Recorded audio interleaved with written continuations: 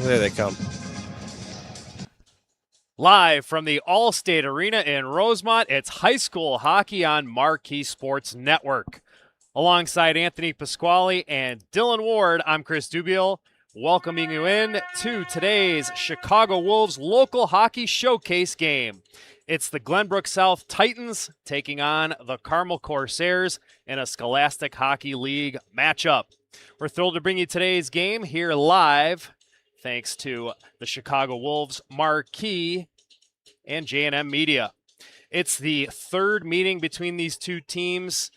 GBS trying to get some valuable points heading into the holiday break to improve their playoff seeding. And for Carmel, they're still alive despite a 2-14 record. They've got a lot of games left, a lot of ground to be made up, but they do have enough possible points to where they are not mathematically eliminated yet. Absolutely. So a lot on the line for both teams today. Also, both teams coming off of some huge wins. Carmel had a big overtime winner against Lake Forest, snapping a 12-game losing streak. So they're going to try to keep the winning ways going. As for Glenbrook South, had an upset loss to Stevenson 2 times ago, then responded with a huge win over Loyola at Loyola 5-2 last week. So they're feeling hot right now as well. It's the nature of the SHL. You never know what you're going to get with the parity in this league. You can take no game for granted, and this one will be extra fun. We've actually got a doubleheader here today at the All-State Arena. So we'll start off here with a little bit afternoon with the Titans taking on Carmel, and then scheduled for 2 p.m. we've got York and St. Viator. So 2 great hockey games, the only games on the slate today. And then everybody's going to go on a holiday break, and most teams not playing until January. And like I said, Carmel, very busy after the break. They're going to have 11 games in January. Pretty crazy. Yeah, absolutely. We've seen the way some of the schedule has kind of worked out. Like Lake Forest has almost a majority of their schedule done already. Carmel still has almost 50% to go, so they definitely have a lot of chance to make up some of those points. But like you mentioned, a great slate this afternoon, so a huge thank you to the Chicago Wolves and Marquee Sports Network for allowing us to put this on for you guys to see some of the best high school hockey in Illinois. It's going to be a fun one. We've got the teams taking the ice, about ready to get set for warm-ups. Well, we're going to have Dylan Ward downstairs, and he will bring us some thoughts from the coaches. He is standing by with PJ Eberhard of the Corsairs. Thanks, guys. Well, PJ, you were one of the coaches in the SHL All-Star game last season. Now you get to play here at the beautiful All-State Arena with your team in sort of more of a real game. What does it mean for your group to be part of this event today? It's a treat, right? I mean, we have all these regular season games, all these high school games. They get to play in this rink with this ambiance or whatever. It's great. It's a lot of fun for the kids. So we're looking forward to playing a game today. Coming off a win in your last game, you actually took the season series over the Lake Forest Scouts, a team that's been proven hard to beat for other teams. What successes are you hoping to carry over from that game here to today? Yeah, we're improving. As the season's gone on, the guys are figuring out the right way to play. We're managing the puck a little better. Hopefully we do that today. And finally, one of your captains, Mark Elwanger, got injured in the overtime goal celebration. Unfortunately for your team, what's the game plan as he recovers? Well, it's a huge loss for us. He's a great skater, one of the best skaters in the league, in the state, and we're going to miss him, but it's next guy up. So we're looking forward to seeing what some of our other players can do with the extra ice time. Okay, Coach, thank you. Good luck. All right, thank you. Guys, back to you. Yeah, injuries have been a bug for Carmel this year. They've played many games with a shortened bench. You see most of the SHL teams running out 20 guys. And there's plenty of nights where Carmel is playing with 12 or 13 players, so they've got to definitely be in great shape and manage the conditioning and the workload and all of that, because especially their top players, they're going to get big minutes. Absolutely, and plus they carry 3 goaltenders typically, or rotate 3 goaltenders, so that's one less skater in and out. So without Elwinger, it'll be interesting to see who will step up. I've got my eyes on Lincoln Stockel. We'll throw it down back to Dylan. He is with Jimmy Philbin. Thanks, guys. Well, Coach, a couple of years ago, you played Loyola Gold here, won 3-2 in overtime. You've been part of the SHL All-Star coaching staff, but to get back here and play a real game for 2 points in the standings, what does it mean for your group? It's a big day. It's a great day for them. Number one to be playing hockey, but for points on the board. The All-Star game here is great. It's for the kids and for the league, but today's a regular season game. We need the points to keep moving up in the standings, and we're ready to go. You're coming off a 5-2 win on the road against Loyola Gold. What worked so well in that game that you're looking to carry over here into today? Well, I think our pressure. We pressure pucks. We'll get turnovers. We'll be able to control the game and keeping pucks deep in the zone. Don't let anyone behind us attack the net, bury any kind of rebounds that are there. And play great D. You're going for the series sweep over Carmel, including a 9-2 win earlier on in the season. They, however, are coming off their second win of the season in overtime. How do you stop their momentum here and just play your game and keep it simple? You just said it. We got to play our game. They've come up, like you said, 2 big wins. We played them twice. We played them a couple of weeks ago after our New York trip, and we played them pretty well, beating them 5-2. But we got to have a better display in 3 periods. All right, thank you so much. Best of luck. Thank you, guys. Back up to you. Thanks, Dylan. Dylan Ward in the holiday spirit with the Santa hat on the bench. Love to see it. We're rocking the red. You got red and green as well, but lots of gold on the ice as GBS, I should say. Sorry. Don't want to make that mistake. Don't want to make that mistake with the rivals. We're going to take a break and bring you back for the start of the game in just a moment here on Marquee Sports Network.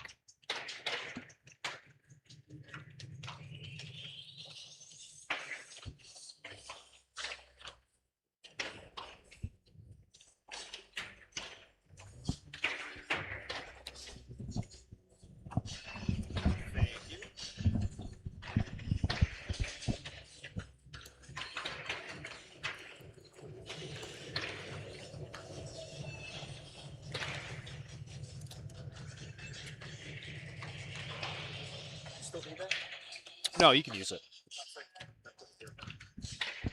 Oh, no. I was just pulling it so it doesn't fall.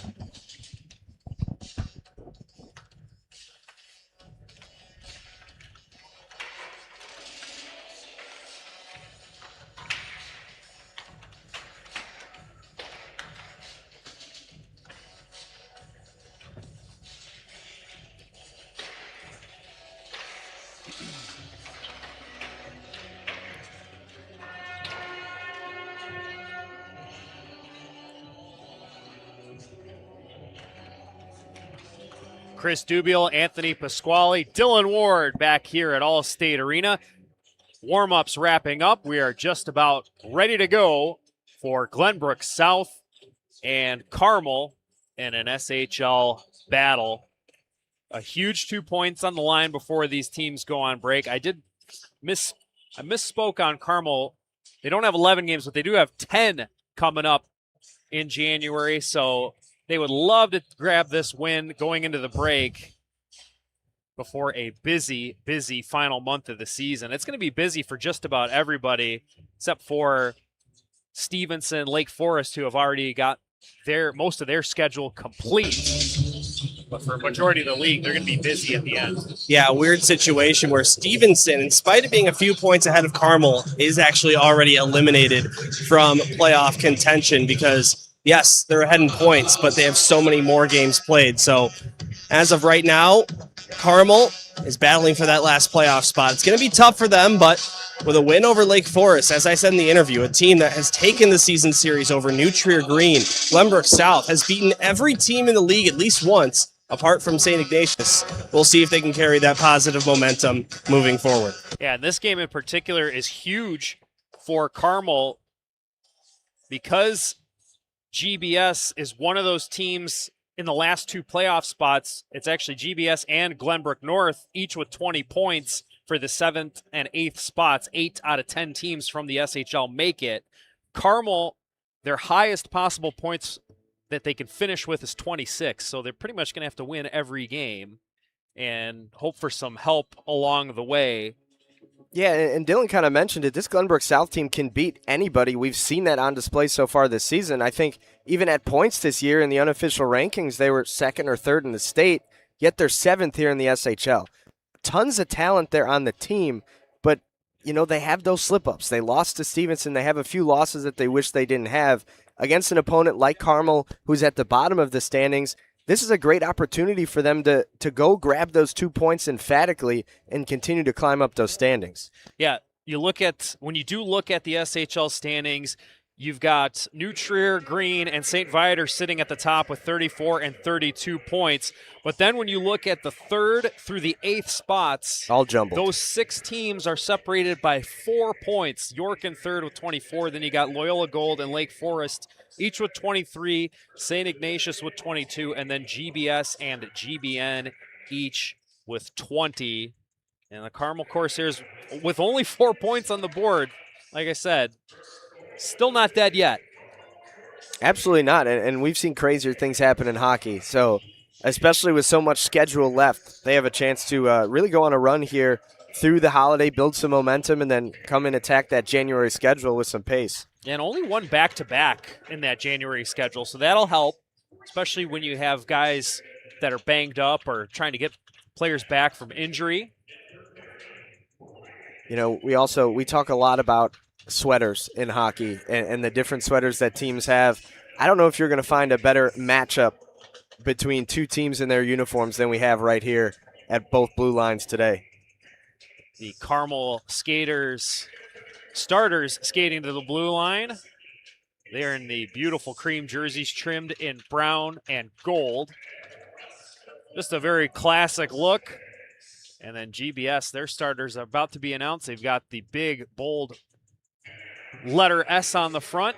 Yeah, only 12 skaters. Jerseys, trimmed in gold and blue. Yeah, 12 guys for Carmel. And for anybody that's tuned into an SHL Network broadcast here from Allstate Arena, we've made the point plenty of times that it's a little bit warmer inside of this building than it would be inside your typical community ice arena where you're playing in a smaller building that's trapping in all that cold air. It is not the case here. You will sweat a lot quicker than you would in a normal game at a community rink. So fatigue could be a factor. They're definitely going to have to be hydrating on the benches because you will sweat a lot once you get going into this game. And another point that we've made a few times is that when you get adjusted to such a big arena, there are sight lines that you're going to have to get used to, especially for goaltenders, for some of those defensemen trying to make those break-off passes off the different glass or the boards. Certainly something to keep an eye on as we get things underway. Starters have been announced. The teams are lining up at the blue lines, and we are going to throw it down to the PA, Sam Schwartz, announcing today, and he is going to introduce our national anthem.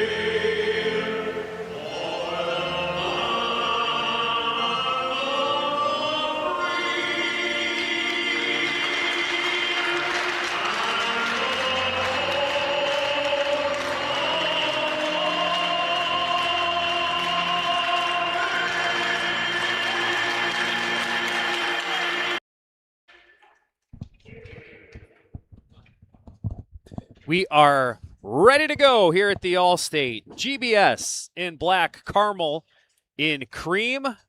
Starting goaltenders today for the Carmel Corsairs, who are the designated visiting team. They are going to have Mason Stanley making the start. He is 0-4 and 1 in his 5 starts. And this is going to be the 3rd time that he's going to face Glenbrook South. He's played in the previous 2 matchups against the Titans. He'll be in the goal to our left. In the goal to our right, for the home team, Glenbrook South, it is Thomas Preston. 18 games, 18 starts.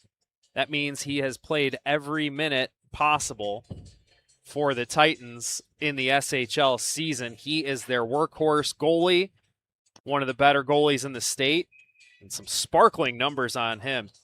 239 goals against average and a 920 save percentage. He's 9-7-2. Yeah, he's somebody that they have a lot of faith in, and they've had a lot of faith in since he was a freshman. We've talked about this trend recently, SHL teams trusting freshman goalies. Preston and Charlie Trapp are really the first 2 to that trend, and they're still in net putting sparkling numbers up. And Preston wears an A on his jersey. He's one of the leaders of this team, not just a great goalie, but great leader in the room. Quick shot right off the draw into the glove of Preston, who we were just talking about. And that's our first whistle. He's not just one of the leaders statistically, guys. Thomas Preston, one of the most calm and composed players before a game I've ever seen. Always just looks so locked in with his AirPods in before a game. Back underway. Carmel tried a shot off the draw. It was blocked. Yeah, it seems like an early mode for them is to just put shots on net. It's the way good things happen. You've heard plenty of people tell you in hockey, easiest way to make something happen is to throw a puck on net. And that seems to be Carmel's game plan tonight. Both goalies into the game quickly as a long shot's covered up there by Mason Stanley. And I'll face off in the Corsairs zone. And the draw won by Carmel.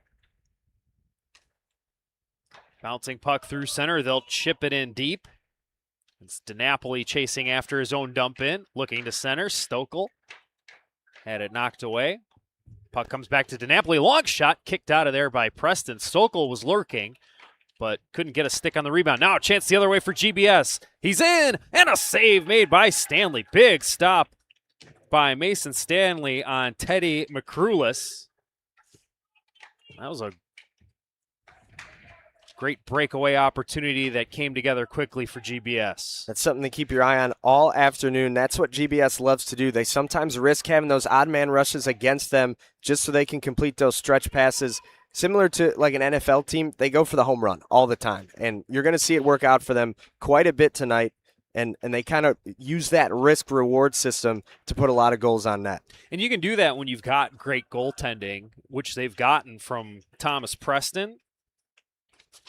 Puts a little bit of pressure on him, but clearly his teammates trust him. Absolutely, and he's put on display that he's able to handle that.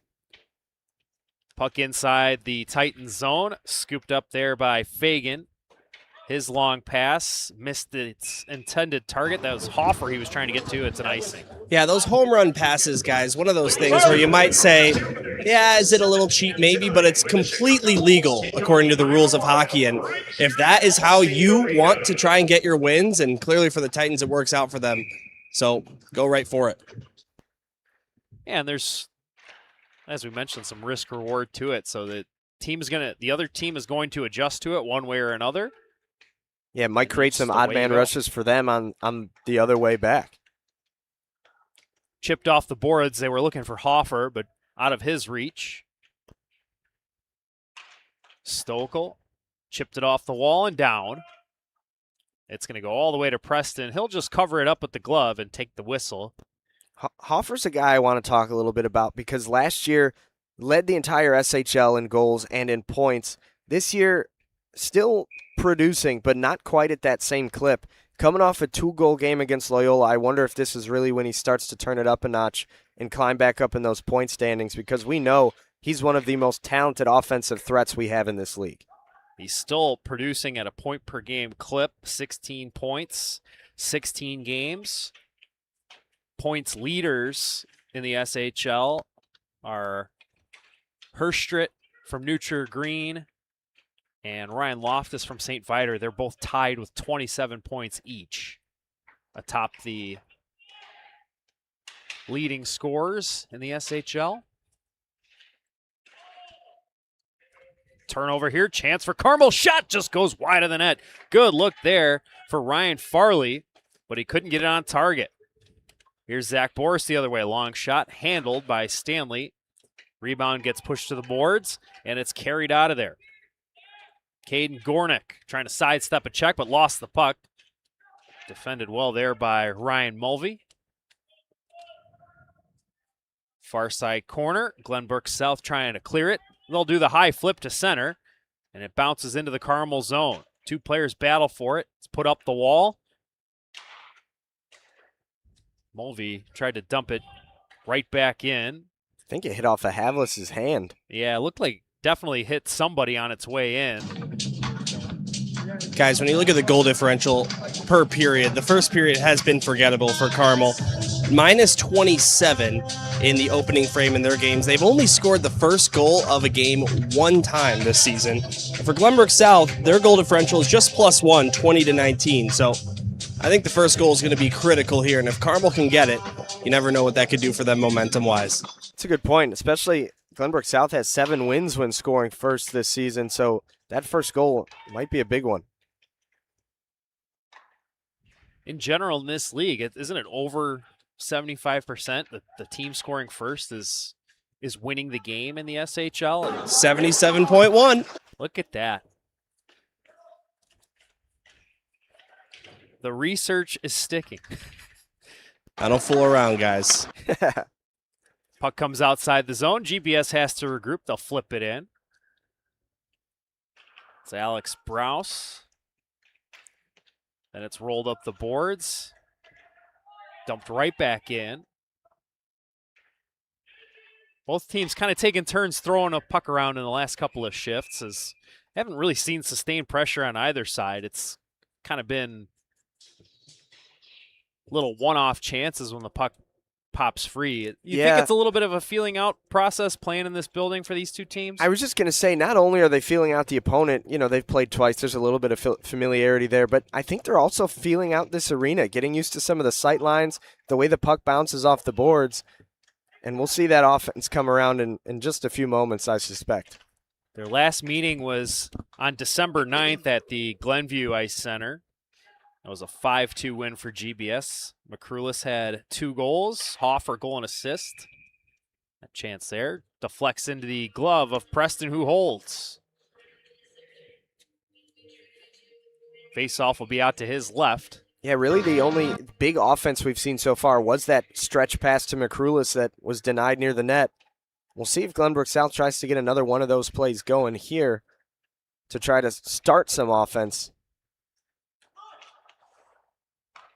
Because, in 2 games, they've scored, 12 goals against this Carmel team? It's actually... Pardon me, 14. 14. They had a 9-2 win at Carmel's home rink, Glacier, back in October. And then it was a 5-2 win, the game we just mentioned a moment ago, back on December 9th. I think I had it in my mind they won by 7 instead of scored 7 times. Either way, it's a lot of goals Plenty for of GBS. goals. Plenty of goals. Offense has not been a problem for them in the previous 2 meetings against Carmel. Guys, you talk about that 5-2 game. The shots in that one, actually, GBS led 37-36. So lots of saves there for Thomas Preston. Carmel put up a great fight. It's definitely a team that, when you look at their record, it's not for a lack of effort or battle or competitiveness. They just haven't gotten the goals that they've needed. No, and we've seen today they're going to contend in terms of shots on goal. They'll flip plenty on net. We've seen Stokel steer a few toward the net already. So certainly something to keep an eye on. They're just looking for some of those pucks to cross that goal line. Here's a draw inside the Carmel zone. Comes free to Hoffer. Trying to weave through a couple defenders. Rips a shot and a blocker save by Stanley. Now out to the point. And Will Fagan's shot is deflected up into the netting and out of play. Will stay inside the Carmel zone. Stanley's done a good job so far. They're going to put a lot of pressure on him. A lot of shots are going to come his way. Glenbrook South does a good job of putting traffic in front of the net, too, that Stanley's going to have to navigate as this game continues. Board battle, near side wall, dug out of there. Centering pass, deflects. Long shot, stick save. Oh, and the rebound couldn't be poked home. What an effort from Stanley to deny Hoffer of that rebound attempt. Yeah, Hoffer, just the guy you want at the doorstep, fighting for a loose puck. Just couldn't put it by Stanley. That was a great stop. Here comes Blake Hoffer again, walking in, centered it, and it's deflected up high. Stanley might have gotten a piece, but it's out of play. And the Carmel bench, understandably so, absolutely fired up by that save by Mason Stanley, which I assume you guys are looking at the goal cam view right now. Great stop to keep it scoreless. That is our goal cam, sponsored by the New Trier Hockey Club. Appreciate their support of the goal cam. That was another good try from Hoffer, kind of steering it over for Cosmeter to tap in. Deflected, ended up going wide, and Carmel's got it out of harm's way momentarily, but seems like the tides are turning for the Titans offense. Long shot from Ventura is covered up there by Stanley. We'll get another whistle and a face-off inside the Corsairs zone. 10:09 to go in the opening period. We are scoreless. 4 straight shots for Glenbrook South. It was 5-4 Carmel, now 8-5 Titans. We'll see if they can keep the pressure on here and get the first one. Speaking of pressure, GBS trying to get deep into the middle in the Carmel zone, but the puck taken away. Long shot into the glove of Preston, and he'll hold. Yeah, Glenbrook South got a chance on the other end just because of the way a puck deflected off of the official. It bounced right in front for Jonah Weiss to kind of center it, but nobody was able to hammer it home for the Titans. Face off to the left of Preston here in the GBS zone. Farley off the draw, tried a shot. That was blocked. And back the other way go the Titans. Centering pass, shot on goal, and a save by Stanley. He's able to scoop it with his glove and trap it against the chest and hang on. It was a good chance there as Teddy McCrulis put that puck on net.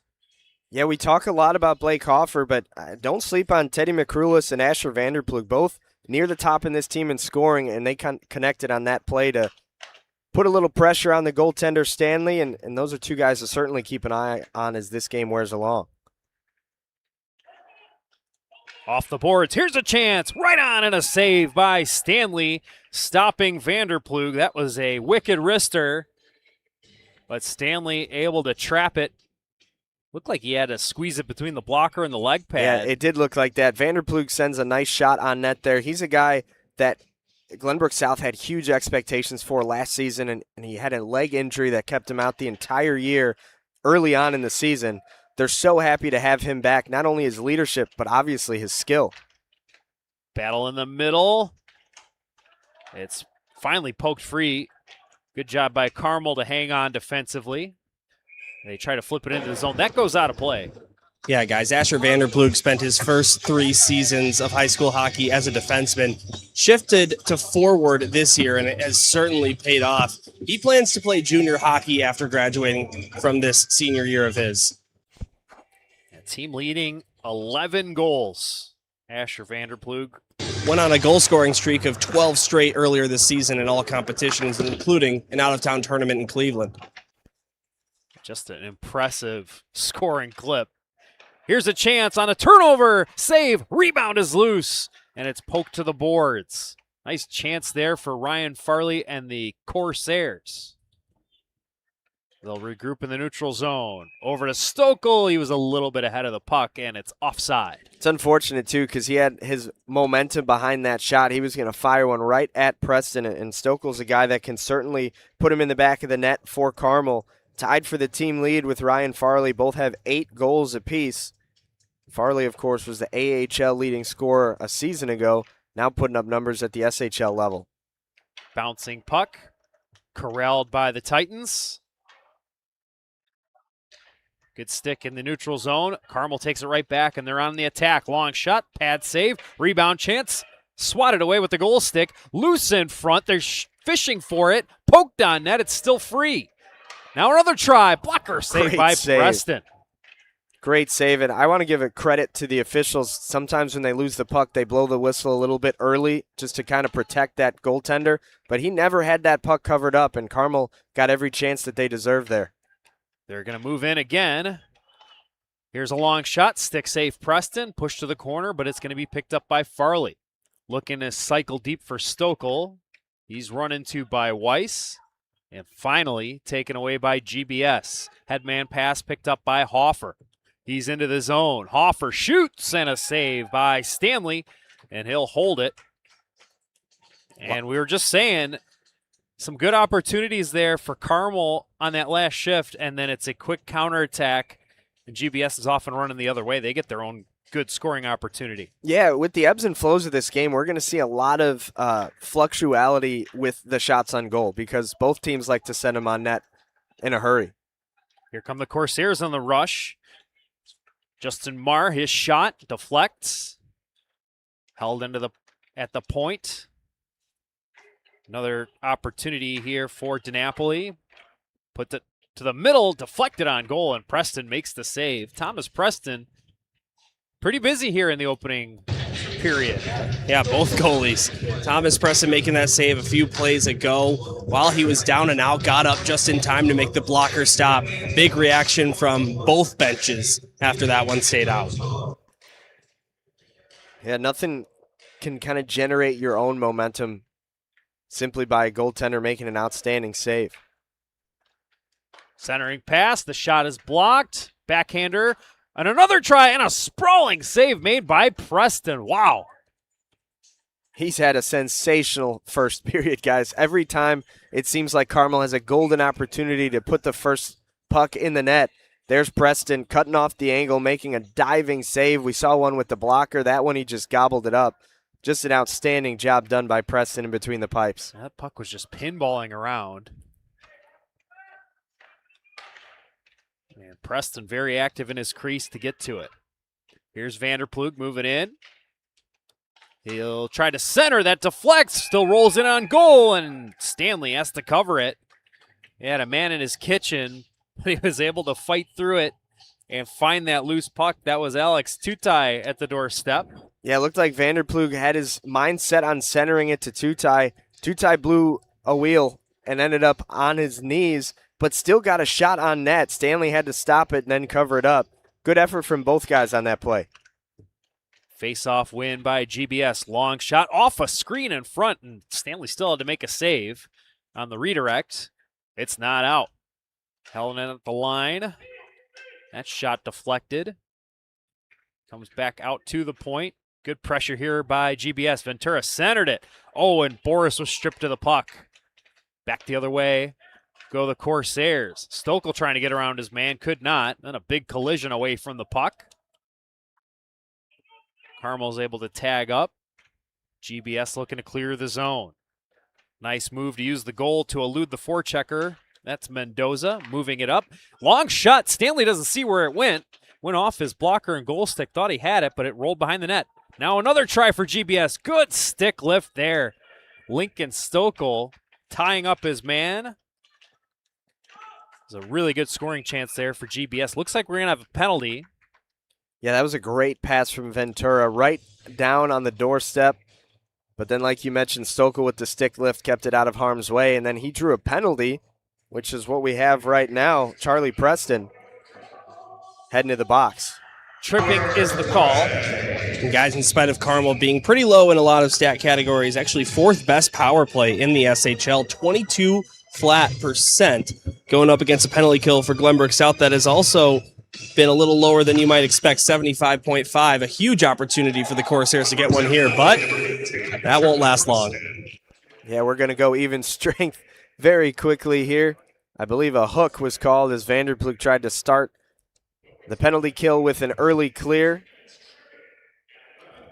Yeah, it's a tough break there for Carmel, but fortunately, you stay at even strength for most of the next 2 minutes. Yeah, they have the worst penalty kill in the SHL ranked 10th at just 62.7%. But like you said, they're not going to have to kill too much of their isolated penalty. Yeah, Dylan noted it. The Carmel power play pretty good at 13 for 59, but they'll have to wait to get another chance. Here's a walk and shoot wrister there by Gornick. It was fought off there by Preston. Farley's got it this time at the dot. His shot blocked, still hanging with the puck, swept it on goal, and Preston will hold. Yeah, and the open ice is going to favor both these teams offensively in a game that has seen a lot of shots already. Carmel up 16-15. I think it wouldn't surprise me too much if we saw the 1-0 goal here in these next couple minutes. Yeah, these teams, they love to play some high-event hockey. It's very offensive. But so far, we've had a goalie show. I mean, you see some games where teams don't get to 15, 16 shots on goal until the middle of the second period, and we have it not even done with the first. Long wrister from Stokel, covered up by Preston. I got to say, the rebound control, pretty impressive from Thomas Preston.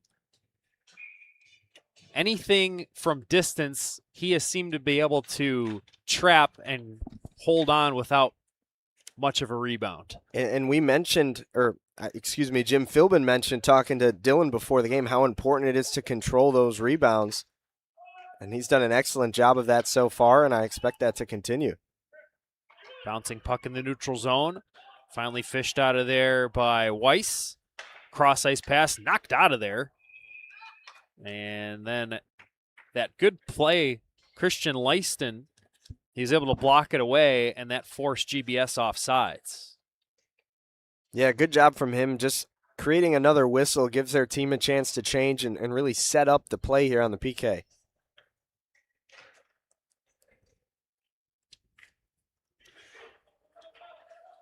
Off the draw. Titans control. Here's Kosmeter walking in, centered it. They score! It's Vanderplug breaking the ice. 1-0 GBS. Asher Vanderplug's going to get credit with the goal, but that was all Owen Kosmeter. Had a nice shimmy move on the boards to free himself up. Drove right down to the end line, found a streaking Vanderplug in the slot. It doesn't get much easier than that for Asher. Like you said, 1-0 GBS. And Dylan called it. He said he could sense a goal coming soon for either side with how many shots we've seen. And it's the Titans breaking the ice. The leading goal scorer, Vanderplug, gets his 12th. And the leading assist man for GBS, it's Kosmeter with his 14th assist of the season. And because both teams were 4-on-4, we're going to stay that way. So there still is some time for Glenbrook South or Carmel to take advantage of the open ice to potentially stretch this lead or find a quick equalizer. Off the face-off, Carmel wins and dumps it in. And you know, Dylan mentioned Asher spent a lot of time as a defenseman in his career, which makes him so versatile here on 4-on-4 and, of course, penalty kills as well. Kosmeter again, this time ripping it on net. Stick save by Stanley. The penalty to Charlie Preston is over, and now stepping out of the box is Marr, and both teams at full strength. Back to 5-on-5 with 3:33 left to go in the first. Both teams also going to get an 0 for 1 on the power play technically, even though each one was only 5 seconds. Fun little note there from Dylan. The PK will appreciate the opportunity killed off to help that average out a little bit. Yeah, I was just going to say Carmel's PK can go up a little bit in percentage, which they are certainly looking to do.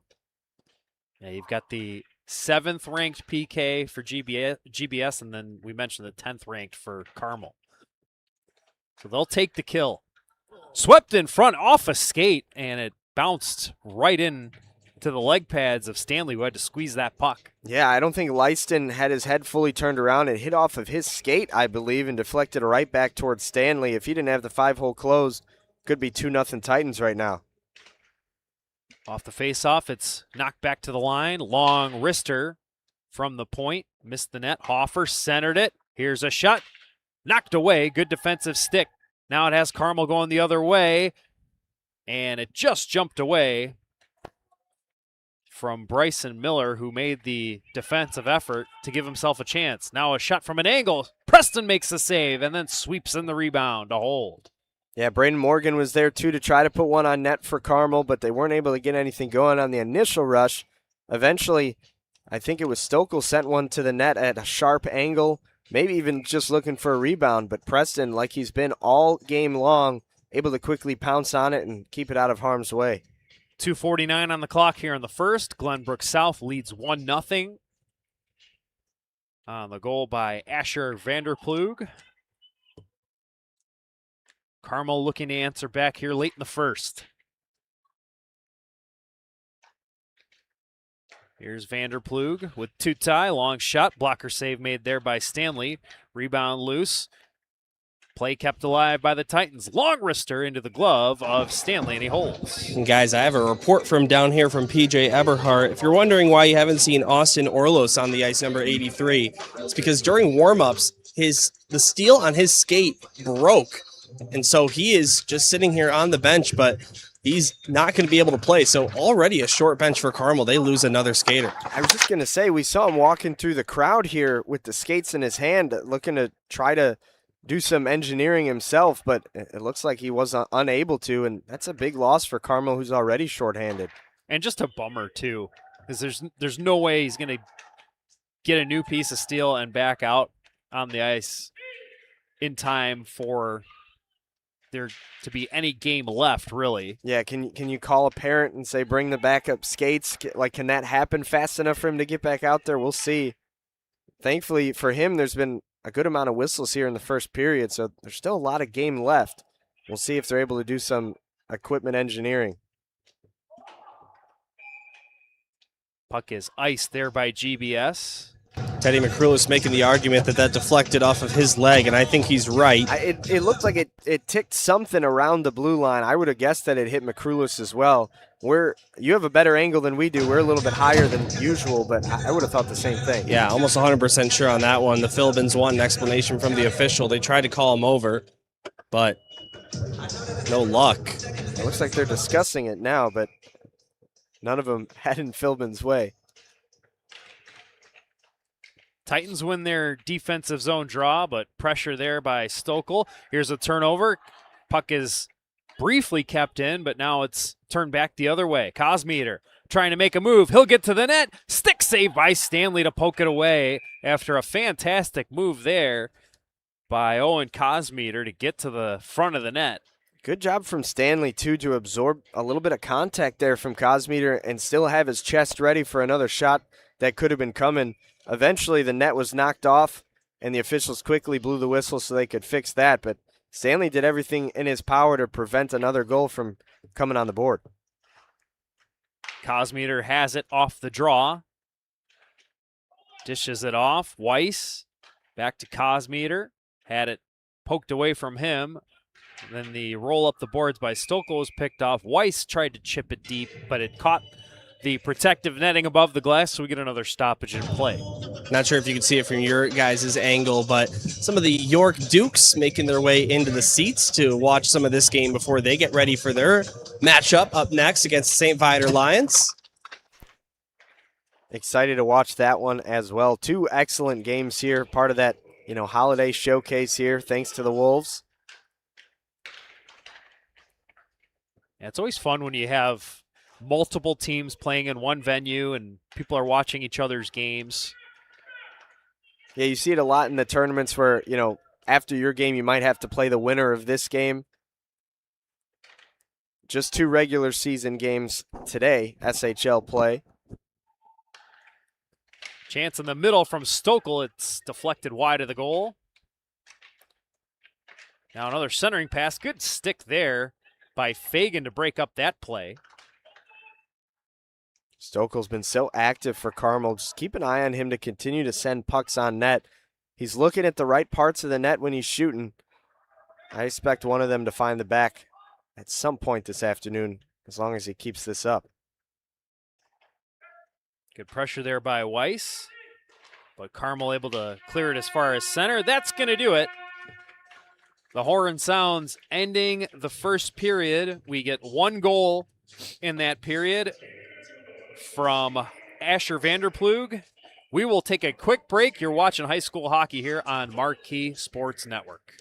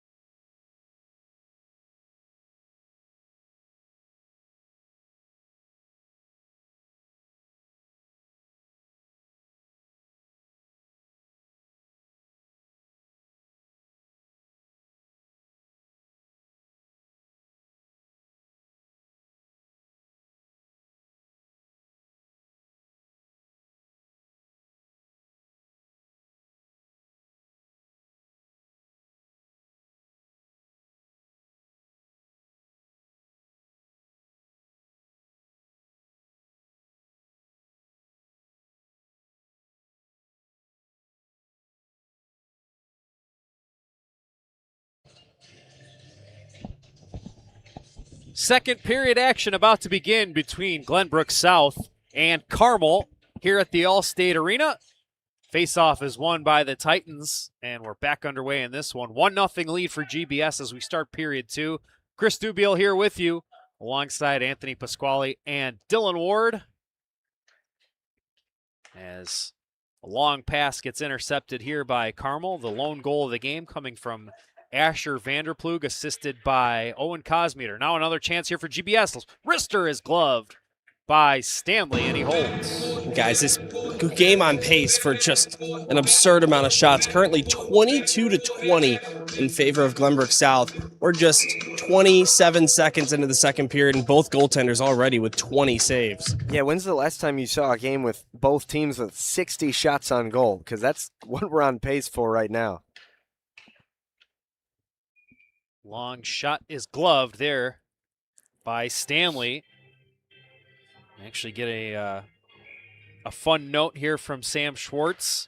Most shots on goal total in a game in the SHL this season actually happened in the Loyola against St. Viator game a week ago. They combined for 79 shots. It was a 47-32 total. Well, we're currently at 44, less than a minute into the second period, so on pace to blow right past that number. Off the draw, it's chipped to the line. Carmel could have a 2-on-1 here. Oh, and it was a bouncing puck, but the play is kept alive by Farley. Fagan was trying to chip it past him, but couldn't. It's a tough break for Carmel with the bouncing puck, because when you have a 2-on-1, at the very least, you want to put a shot on net, and they weren't able to do that.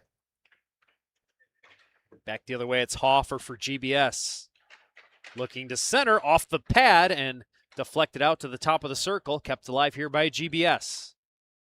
Weiss back to the line, Mulvey. They'll rim it around for Cosmeter, far side.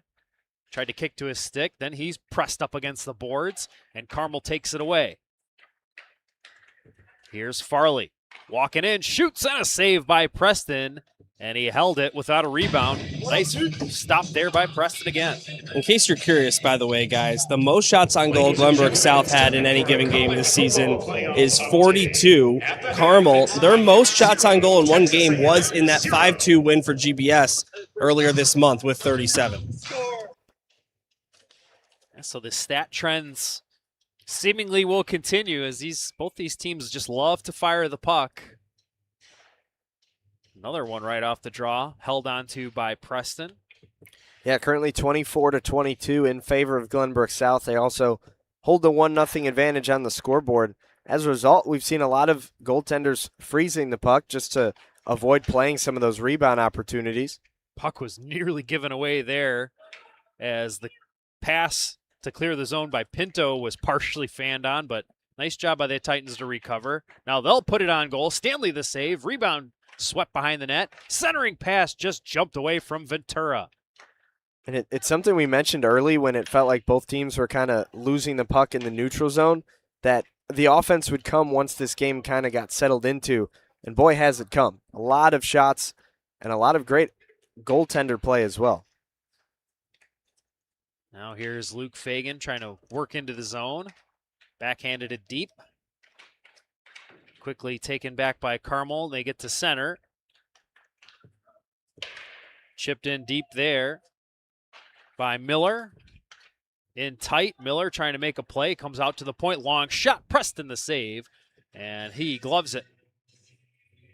Yeah, you can tell that Carmel has this idea of throwing shots on net, and Preston has done a really good job of making the saves. I would like to see Carmel to start to experiment with getting a little bit more traffic in front of Thomas Preston, forcing him to change his sight line, maybe peer around a guy, and maybe that's the way that they can generate one of these pucks going over that goal line and equalizing the score. That's a good point, Anthony, because the way that this game has been going, if Preston can see it, he's stopping it. And 100%. Not only is he stopping it, but he's not giving a rebound. At least on most of these opportunities. For sure. Long shot, blocked. Stokel trying to get it out. Mulvey held up that play at the line, but Carmel able to stay on side. Now Marr working to the middle. He shoots. Oh, and he just sailed it wide. Really nice individual effort there by Marr to work his way to the middle. Now it's 3-on-1 here for GBS. They move in. Oh, and the pass just missed. As that one was fired across. They were looking for Tutai. Really good pass from Vanderplug, just a little bit outside of the reach of Tutai. Tried to get his stick on it. I think if he was right-handed, it might have been a little bit easier for him to control that puck. But he just missed on the shot. Just wasn't in the wheelhouse. Now Carmel trying to answer back with a chance as they had the puck in deep. Turnover. Mars got it. He shoots. Deflected just wide by Stokel. That puck was bouncing all around. But see, that's the key to maybe get one past Preston. So we have a whistle here on the far side. GBS is going to get a penalty. Vanderplug, little overzealous with a couple of extra whacks at his man in the corner. And I think Asher Vanderplug is going to go to the penalty box. He's trying to avoid it. He's skating all the way to the bench. Maybe it was just a whistle for freezing, like laying on top of the puck for Carmel. Oh, I thought when they blew that whistle, I thought for sure he was going. I did too. GBS might have gotten away with a penalty there. So we'll play on. I can't imagine what else the whistle could have been for unless it was just a Carmel player laying on top of the puck. Long shot, missed the net. Could have been a hand pass too, as that faceoff did come outside the zone. Oh, good call. It could have been a hand pass.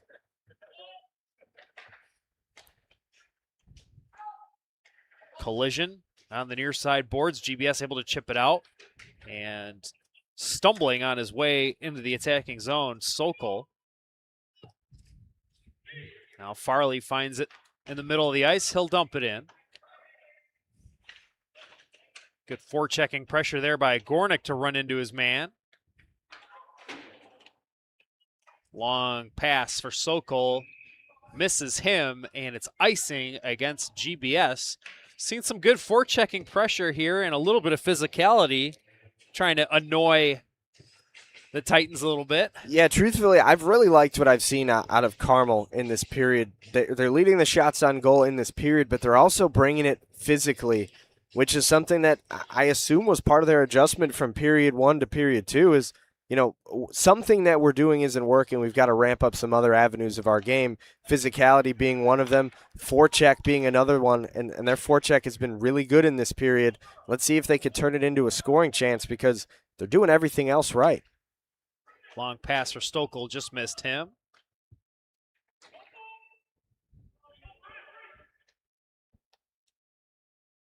Circling back, Ronan Havlis. Pass for Stokel, missed him, but chipped into the zone. A nice play there by Braden Moran to avoid the icing. Dumped right back in. Good neutral zone play there from the Corsairs. Stokel in on the forecheck. Trying to strip Hoffer of the puck. Chipped up the wall.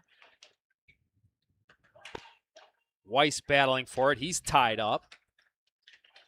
Everybody just fishing for the puck at neutral ice, and finally Weiss comes away with it. There's a slippery puck there in the neutral zone. Now Glenbrook South finally with some control. Mendoza up to Cosmeter, eludes one. Cosmeter scans, shoots, fought off by Stanley. Didn't see where the puck went. Rebound cleared up the boards, not out. Mendoza shot, blocked away. Never got on goal. And finally cleared back to neutral ice by the Corsairs. Right back in is Luke Fagan. Walking in, his shot deflects and catches the glass, and he took a hit after releasing that puck. Hoffer moving up ice, sidesteps a couple. His shot blocked. Now centering pass, that shot's blocked. Hoffer trying to follow up. He couldn't get a handle on it. And taken back the other way by the Corsairs, it's Leiston. Yeah, Leiston with a really good stick to prevent Hoffer from getting that point-blank chance in the slot off the rebound. Excellent shift for 28 in the cream jersey, preventing a couple of good scoring opportunities. Now he flips it off the glass and down. Mendoza, backhand pass off the boards, intercepted, but the puck comes right back to him. Bouncing puck ahead for Boris, chopped off of his blade.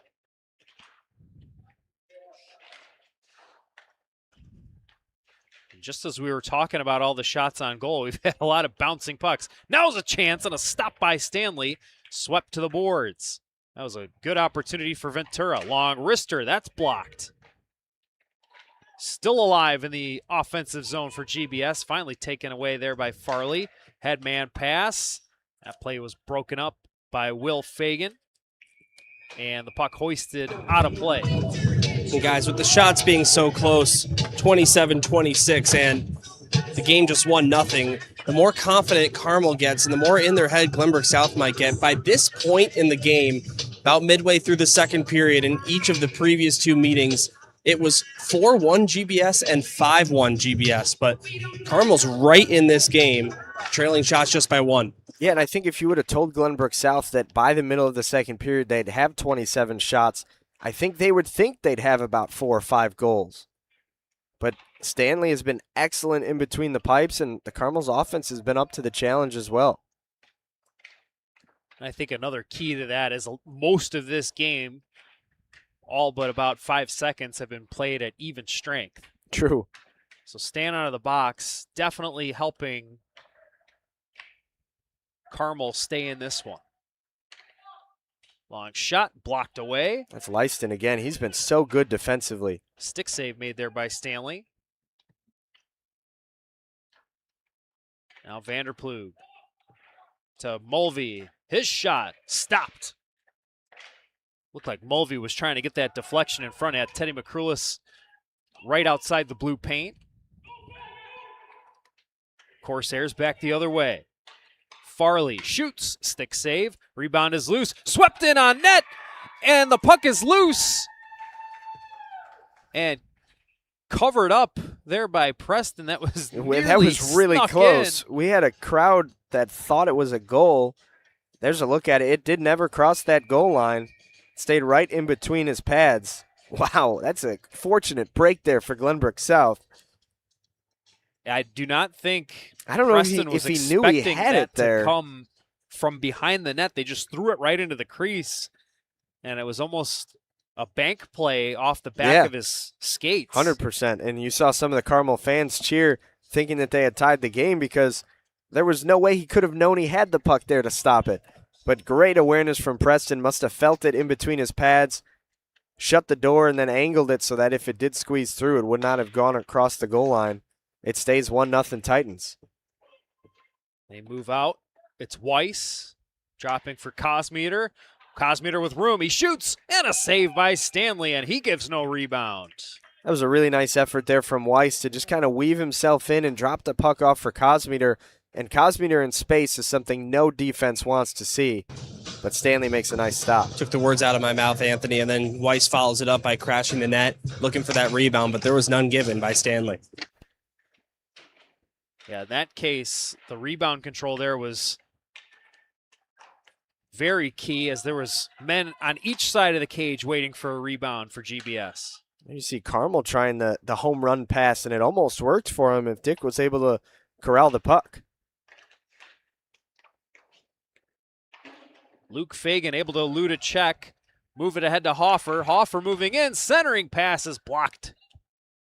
He was looking for Weiss there. Weiss has been in the right spot at the right time pretty much this entire period for the Titans. There he is again on the doorstep. Puck to the front of the net, deflects wide. Hoffer, long wrister, glove save by Stanley. He holds for the whistle. 6:59 to go here in period 2. It is a 1-0 lead for Glenbrook South. A first period goal by Asher Vanderplug, his 12th on the season, is the only one thus far. You saw that last play, kind of that wheel play with Hoffer. I got to say the Titans do a great job of getting their playmakers the puck, whether it's Cosmeter, Vanderplug, Hoffer. It seems like whenever you look down to the ice, one of those guys has the puck, ready to make a play.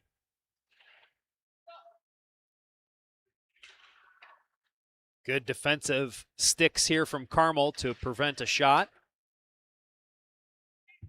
They'll move the other way as Miller got it deep.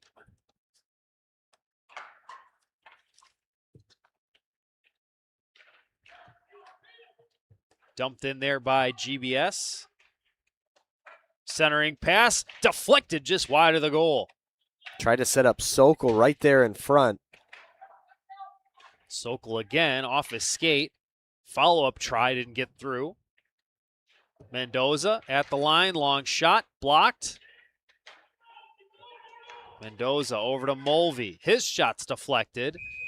And how about this effort by Carmel, staying in front of shots, getting sticks in lanes.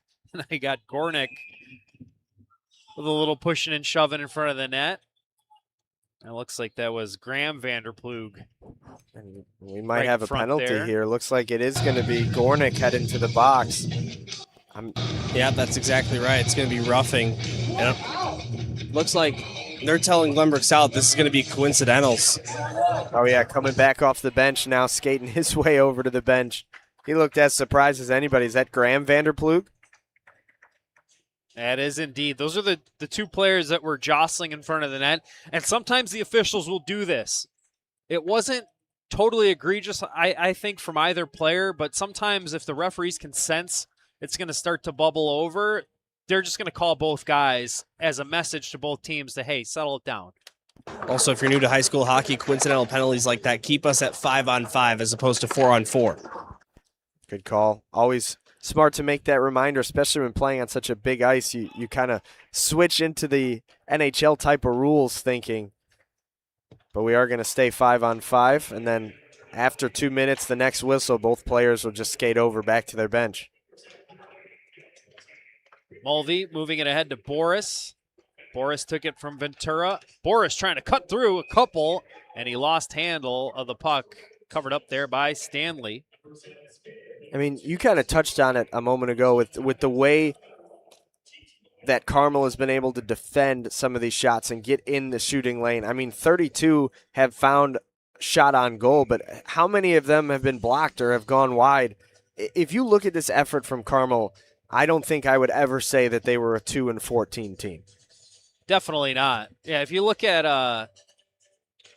all the blocks and disruptions they've made, maybe GBS has about 45 or 50 attempts on these 30-plus shots. Another chance in front. Oh, and that one is taken away.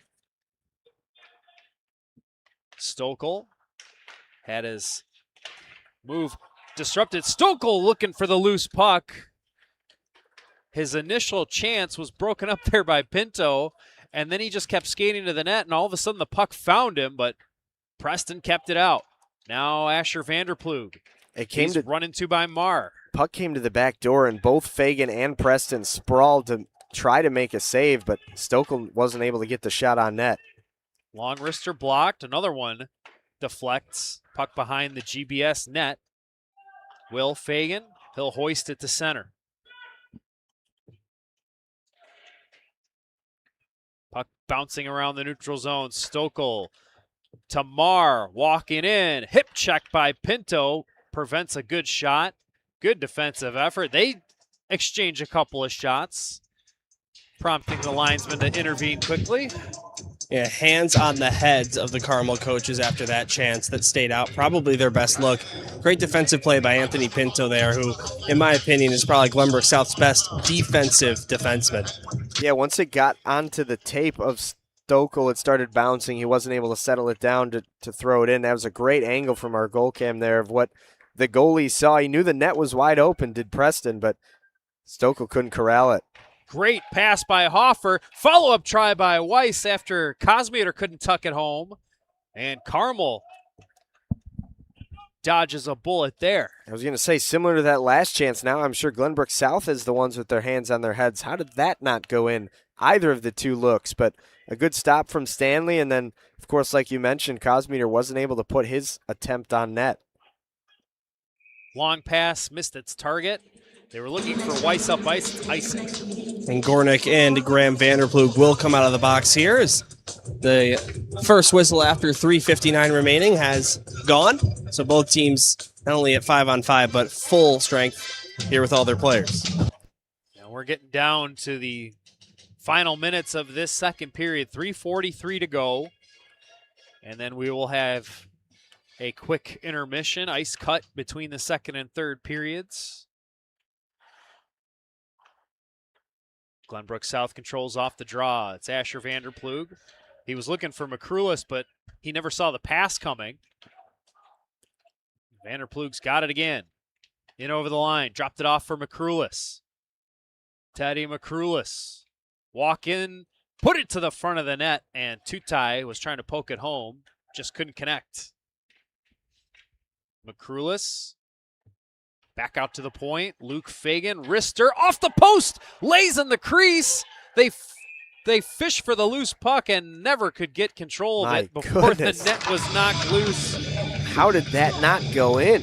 Guys, I don't know what it looked like from up there in the booth, but that puck just laying on the goal line. I cannot wait to go back and see the goalie cam look that you guys are probably seeing right now. Oh, wow. Yeah, we just got a good look on the neutral goalie cam. So first it's in between his legs, but then watch right here. It stops right on the goal line.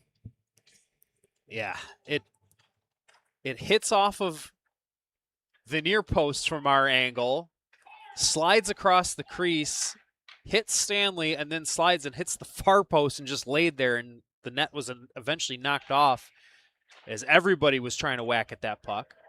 Centering try, off a skate, then off the side of the goal. Stanley didn't see where it was, and then he's able to dive over and cover it with his glove. So a couple of close calls for both goalies here in this second period.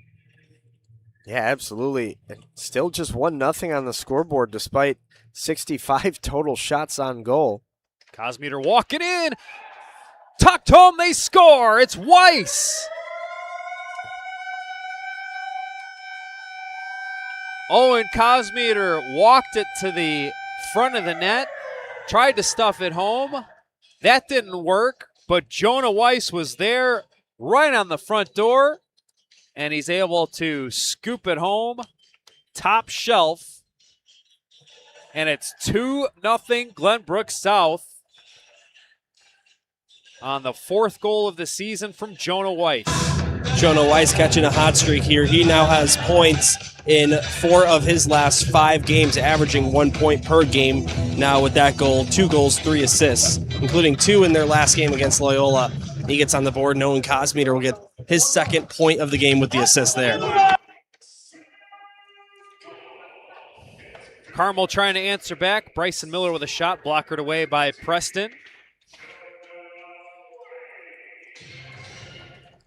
Now Mulvey ahead to Tutai. Now it's Vanderplug looking for back for Tutai, but the play is broken up.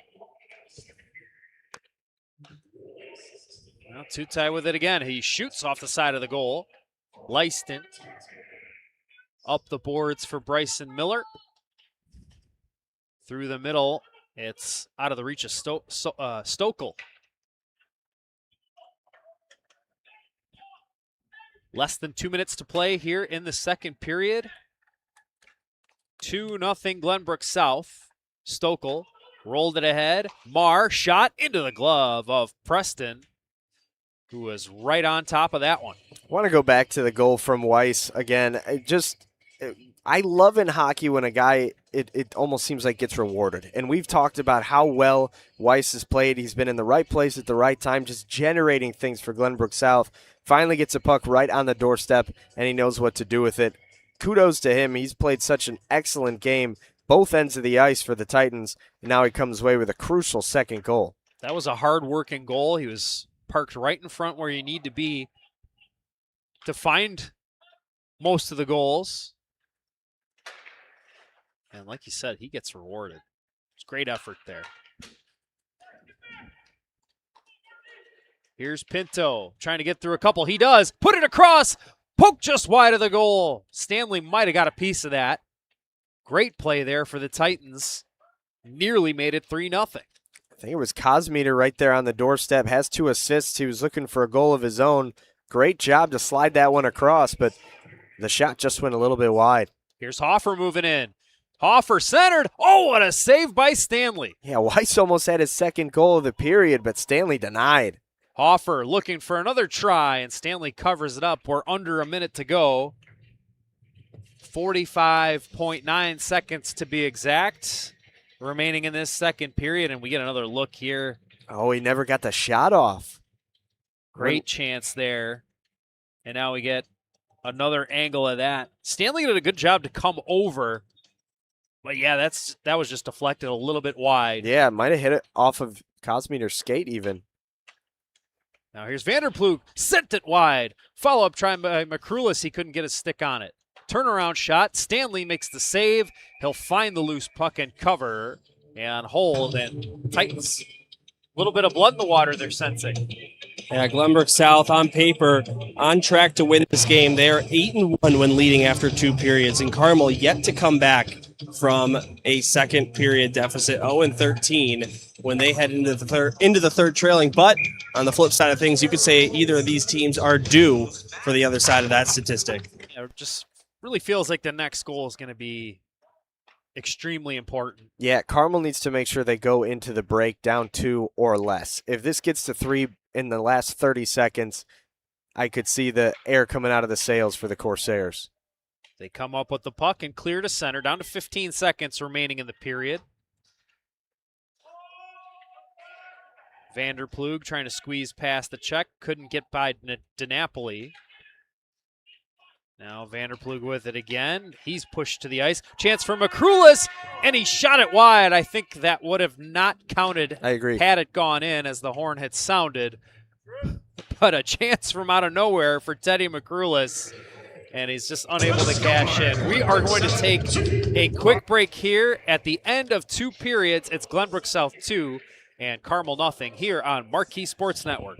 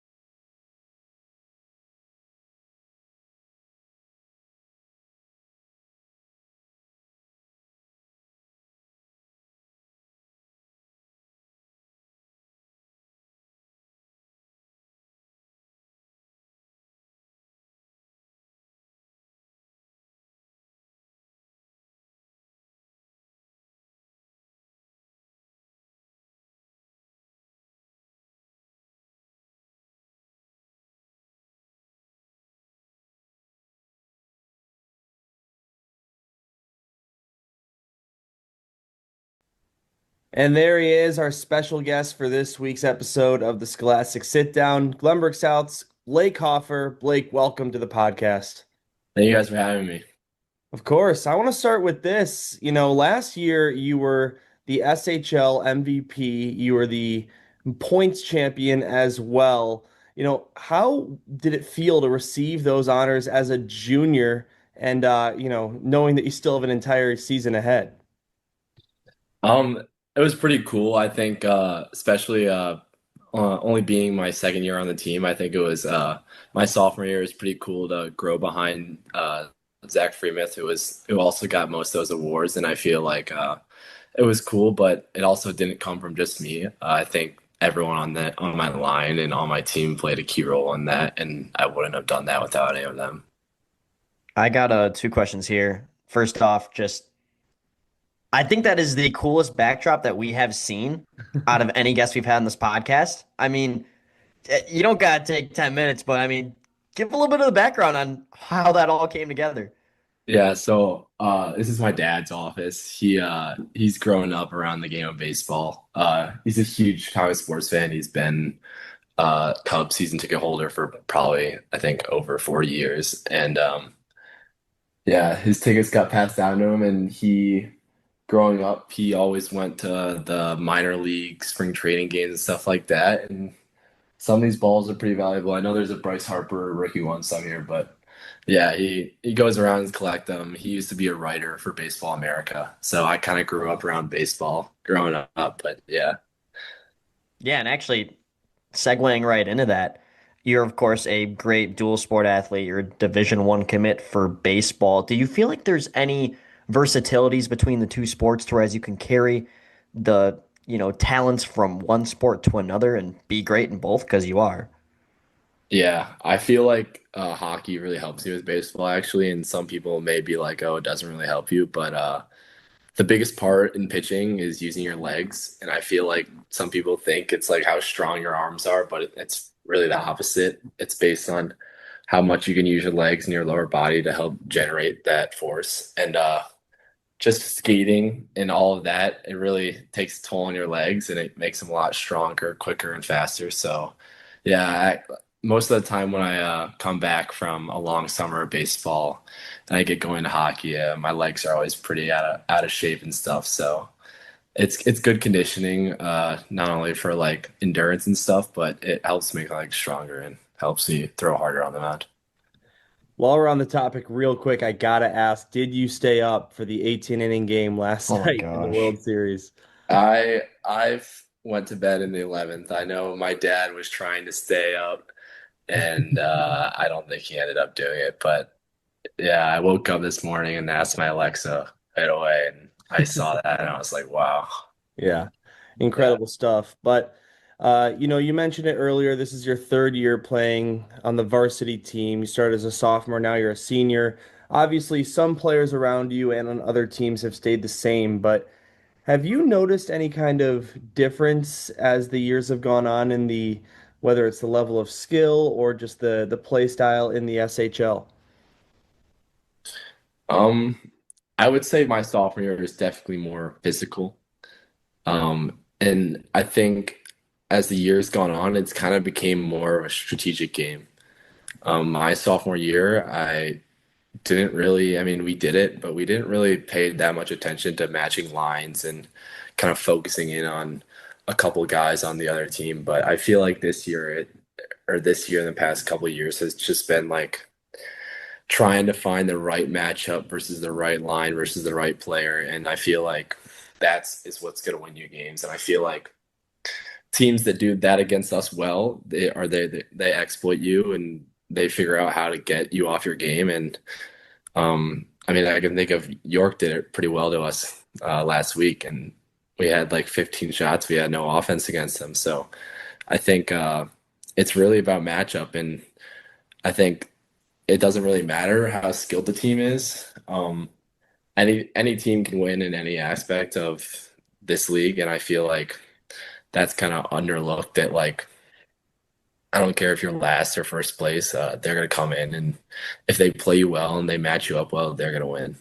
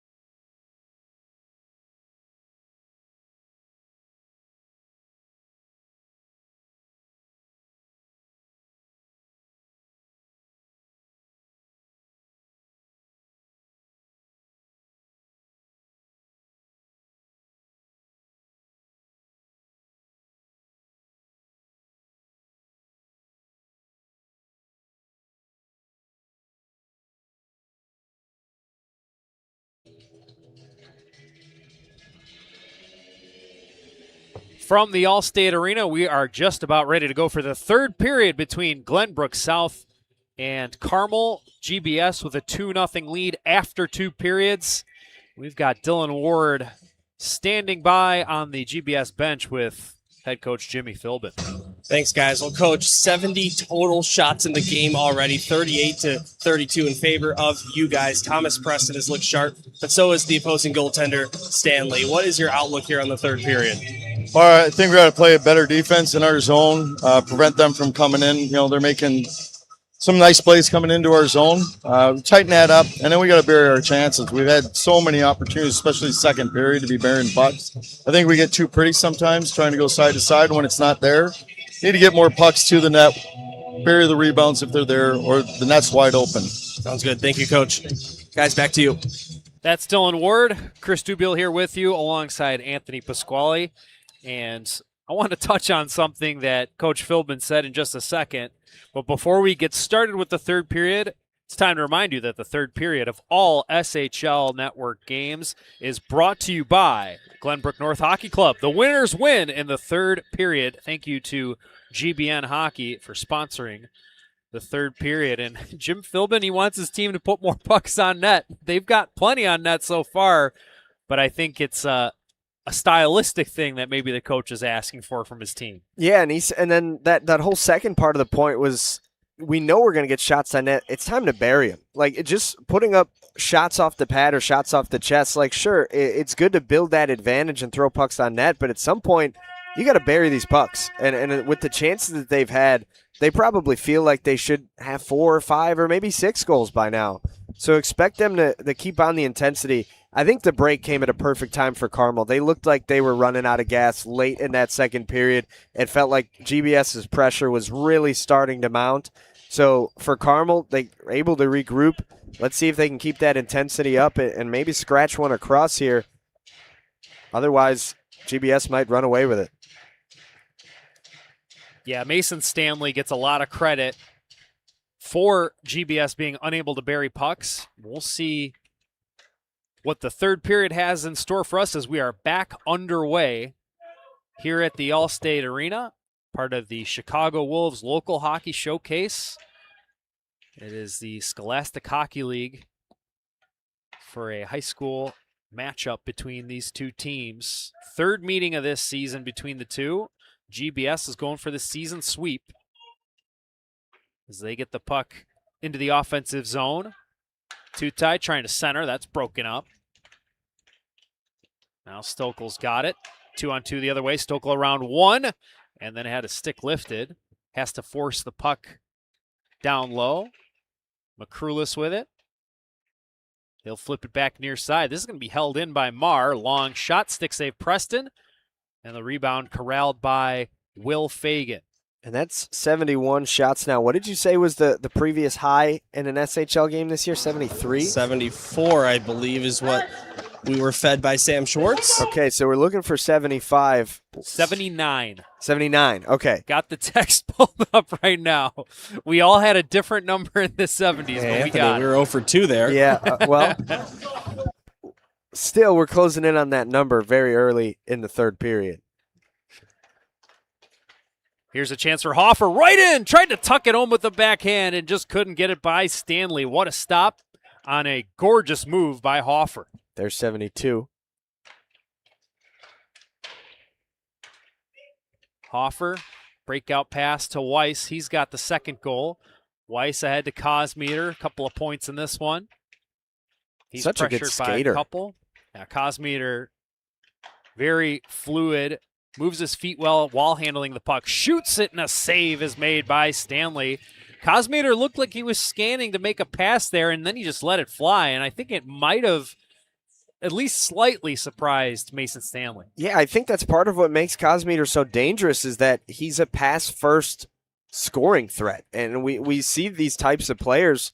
The first one that really comes to mind is Connor McDavid in the NHL. What he's so good at is keeping the defenders honest because they don't know whether he's going to pass it or shoot it. And either way, it tends to lead to a lot of different goals. Puck is chipped out of the zone after good chance there from Hoffer. Now Carmel regrouping at neutral ice. DiNapoli across from Miller. That hit his skate. The pass is a little bit behind him. Back the other way they go. Kosmeter around one. He's going to get to the net. Put it across. The shot. What a save by Stanley. He slams the door on Luke Fagan. Another great example. What a pass here from Kosmeter, and Fagan has this whole chunk of the net open, and he shoots it right at the chest of the goaltender. That's a great opportunity of what Jim Philbin was asking for when he said we need to bury pucks. There was a big chunk of that net open, and that wasn't the way that the puck jumped off his stick there. Yeah, he was kind of angling away from that near post. And I think just the way that his body was turned, it was tough to really get around on that puck. He did get it on net, but right at the netminder. And for Stanley, who's moving from post to post, that's about as easy as a save as you're going to get in that situation. Still a very difficult play to navigate, but the more ground you have to cover, typically the tougher for a goaltender. GBS in on the attack again. And it's taken away. Long pass intercepted by Mendoza. He'll just dump it right back in. Centering pass, deflects in on goal. Jumped away from Stanley. Carmel able to get that rebound and chip it down the other way. This is going to be icing as the Corsairs were short of center as they dumped it in. I'll get another look here. Deflected play. Oh, that just hits Mason Stanley and just kind of rolled there, and then he got help from his teammates to get it out of harm's way. Thankfully, that puck kind of bounced end over end away from Stanley. Otherwise, it could have squirted right on net. Would have been difficult. Off the draw, Corsairs put it up the boards, but not out. Vanderplug centers. That was Graham Vanderplug looking for his teammate Tubuchanik. It was a good idea for Glenbrook South. They seem to always have the puck in threats. Here's a chance. The shot. Score! Ryan DiNapoli cashes in and makes it a 2-1 hockey game. Wow, that is so big for Carmel. You touched on it late in the second period there, Chris, and you said that next goal feels like it's a huge momentum shift for either team. Well, here comes DiNapoli streaking through, and he punches it right past Preston. Preston was pitching a shutout, had over 30 saves, but he was not able to stop this one, and it's 2-1. And DiNapoli gets his goal of the season alongside his 6 assists, so he gets past that 10-point plateau on the season. He's also been hot as of late in his last 5 games, including this one. Now 2 goals, 2 assists. Just a beautiful shot there from DiNapoli. Put it low blocker. That's a tough save for any goalie to make. And just like that, it's a 1-goal hockey game once again, and some more energy for the Corsairs bench. Here's a shot off the mask of Stanley. He makes the save. Much needed, I think, too, for Carmel. Is you continue to build some momentum off of the saves that Stanley was making, but at some point you had to cash in, and DiNapoli finally did. Here's a chance. McCrulis put it across for Tutai, and the pass jumped away from him. Great looking play there from Glenbrook South. Just couldn't get the pass to Buchanan on the backside to connect with Tutai, but really good idea from Glenbrook South as they quickly tried to rebuild that 2-goal advantage. Here's another look at the goal from DiNapoli. Beautiful low blocker on the far side. Preston in good position, just didn't really have a chance to make that save. Yeah, it really was a perfect shot. What do you got, Dylan? Just going to mention that the assist goes to Jackson Dick there, and that's his 4th point of the year. He's got points in 2 straight now after a tough stretch early on. It was a nice play by Dick to create a turnover in the neutral zone to lead to that chance, and then DiNapoli with a nice move to get in behind the defense. GBS looking to add back onto their lead. Weiss back to the line. Pinto around Farley. Pinto holds the puck. Weiss will get it deep for Hoffer. Hoffer behind the cage. Centers. That's blocked. And the Corsairs couldn't get it out. Now it's a 2-on-1 opportunity. Kosmeter to Hoffer. Back to Kosmeter. The pass didn't connect. See, I think that's one of those cases with Jim Philbin asking that they put more pucks on net. In situations like that where they try to get really pretty and execute a perfect play, but it ends up with no shots on goal. Shot off the pad, rebound, score! It's to Napoli again!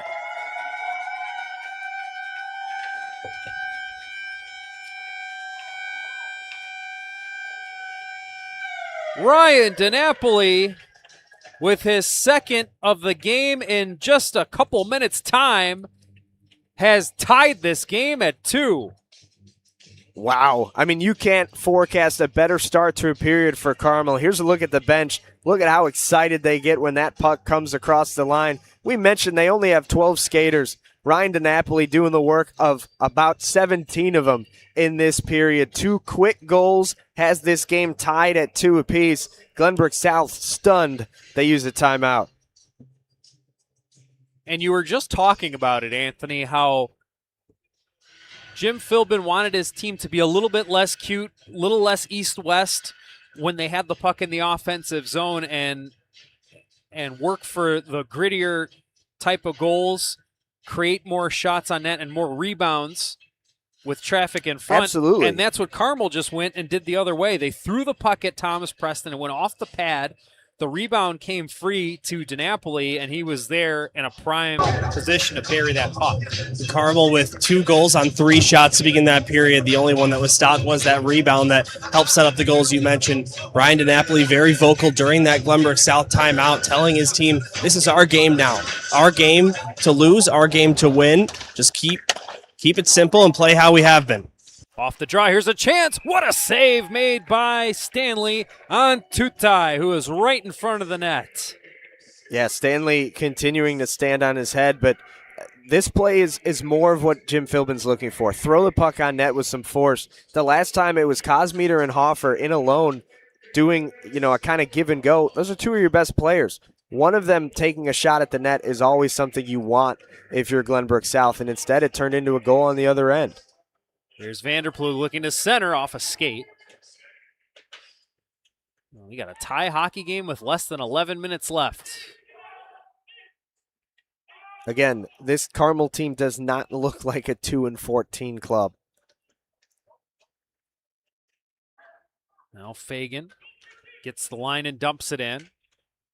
Vanderplug and Leister battling for it. Rolls up the wall. Luke Fagan's shot off the side of the goal. Puck is free. Here's Vanderplug. He puts it off the side of the net. Gets it back. Now out to the point. Mendoza. Wrister deflects. Chance for McCrulis. He scores!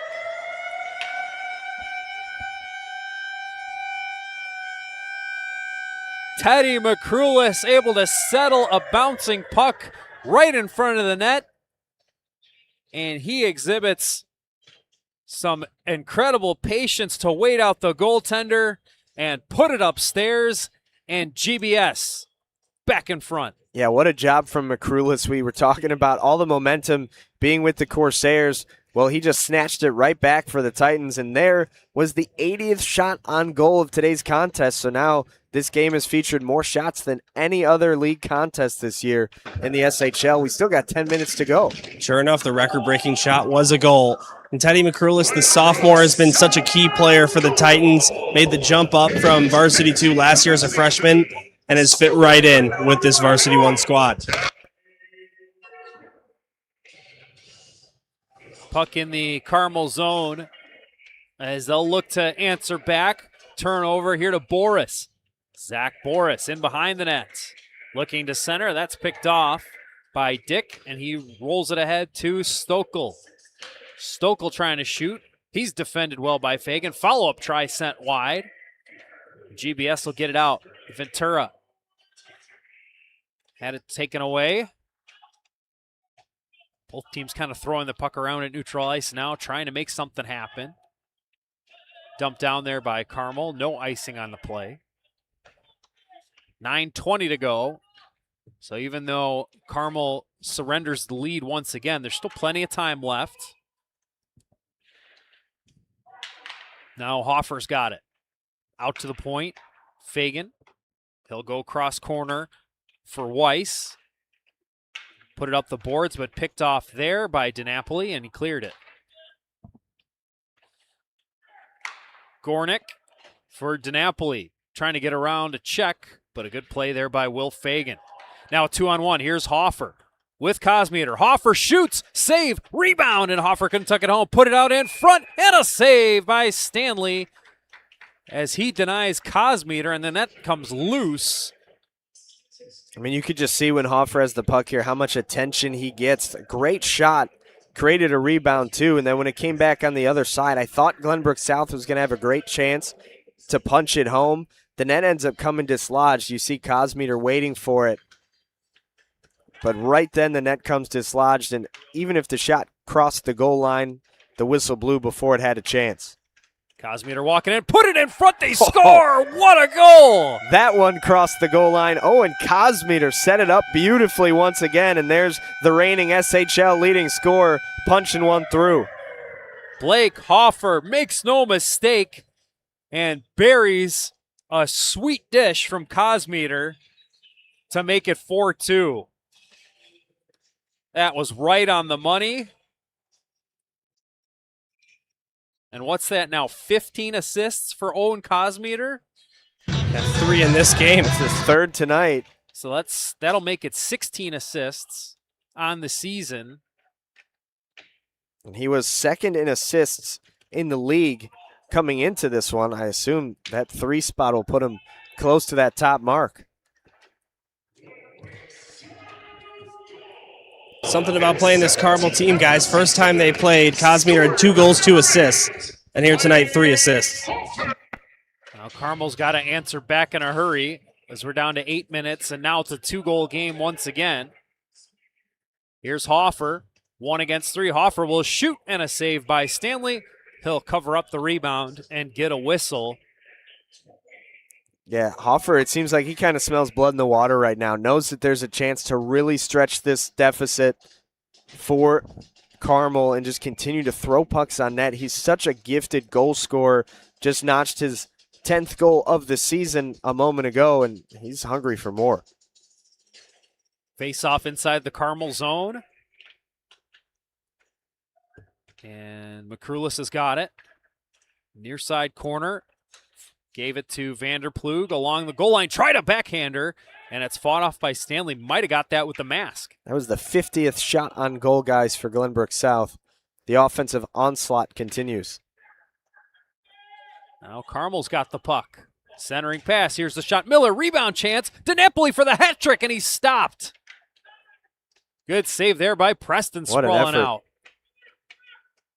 DiNapoli centers. Backhand shot. Didn't get through. Another try and a save by Preston with the glove as he denies his man and holds on to it. That was Havlicek with the chance. And Carmel now with 37 shots, so they have tied their season high. So it's not just a record in most shots in an SHL game this season overall, but both teams, assuming Carmel ends up getting 1 more, are going to have their highest shot total in any game this season right here tonight. Dylan, we just got another look at that save by Preston, and that one was a beauty on DiNapoli to deny the hat-trick goal, sprawling out with the pad. Chance here now for GBS, as it was Hoffer looking for Cosmeter this time, but they didn't connect. Back the other way they go. Look at Blake Hoffer on the back check to disrupt his man. Yeah, he gets in these killer modes, especially in these third periods where he really just tacks on goals and just ups the intensity when everybody else is losing their legs. Cosmeter with the drag shot, missed the net. Dumped back deep by GBS. Now Gornick ahead. GBS with it once again. Here's a chance. Weiss looking to center, and the pass just eluded its target. Farley over the line the other way. His drop pass is intercepted. And then the puck deflects into the GBS bench. We get a stoppage of play. 6:15 to go here in the third. It's a 4-2 hockey game, a very busy third period here. Yeah, absolutely. I mean, we had 2 goals through 2 periods and already 4 here in the third period alone. Carmel with 2 quick ones from Ryan DiNapoli to even up the score, but it's been all South since. South controls in their own zone.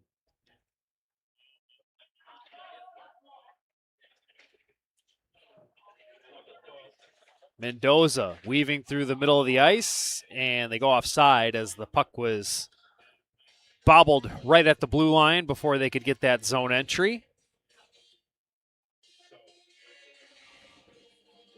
Stick with us, because after this game, we're going to have more hockey.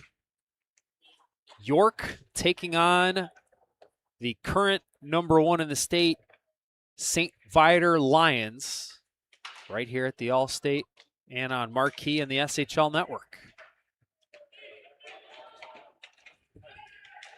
They battle at neutral ice. We're going to have a penalty off of this scrum.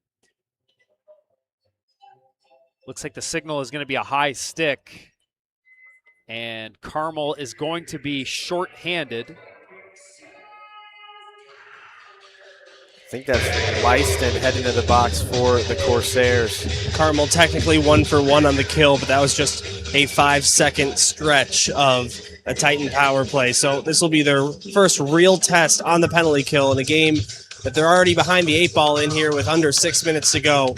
You need a big kill here, maybe even a shorthanded goal to ignite some life into this team. Yeah, I feel like a power play goal from Glenbrook South could be the backbreaker for the Corsairs. Carmel has 1 shorty this season. Meanwhile, the GBS power play coming into this one, 3rd in the SHL, 11 for 47. So a dangerous man advantage that Carmel has to try and kill off. Here's a shot. That didn't get on net. Now back to the line. And a takeaway here by Havlis. He's brought down, no call. Actually, they do have, the FAR official does have his hand up. It's going to be a penalty. I looked at one official, the arm was not up, and I had to scan for the second guy, and sure enough, he makes the call. So yeah, so just like that, Carmel's 2 for 2 on the penalty kill. They've only had to kill about 40 seconds worth, but 2 for 2 is how it goes down in the stat sheet. Now back to even strength, or I guess 4 on 4, because they aren't coincidental. it's Blake Hoffer to the box for interference. And big loss for the Titans. how about that play by Ronan Havlis? He makes the play at the blue line, and then instead of just trying to clear it away, he tried to skate through Hoffer and forced him to take that penalty. So really good effort there by Ronan Havlis. That's a great point. See if it could bring some momentum back to Carmel here. Obviously, we've mentioned this, the 4-on-4 open ice kind of does favor Glenbrook South a little bit, and they were able to score once on this type of advantage before. They move in, but the pass is blocked off there by Ryan Farley, who now has it. Got to be a little bit more urgent, I think, if you're Carmel. Can't afford to just try to kill this. You have to try to get some offense going. Especially since you are going to get about 40 seconds worth of your own power play at the end. Good pressure here by Kosmeter and Vanderplug.